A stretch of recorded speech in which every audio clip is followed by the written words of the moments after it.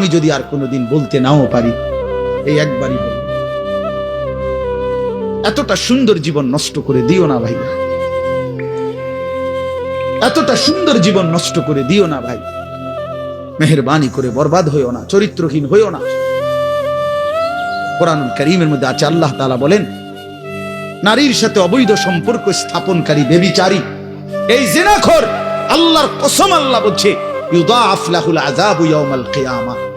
ব্যভিচারী, জেনাকারী ব্যভিচারী। মনে রাখবা ছেলেরা, নারীর সাথে কেউ যদি কথা বলে সেও চোখের জেনা করে, নারীকে যদি কেউ হাত দিয়ে ধরে স্পর্শ করে সে হাতের জেনা, কথা বললে জবানের জেনা, কানে শুনলে তার কথা ভিন নারীর আওয়াজ অথবা তার ভালোবাসার বিশ্রী কথাবার্তা, অবৈধ কথা, তো এটা কানের জেনা।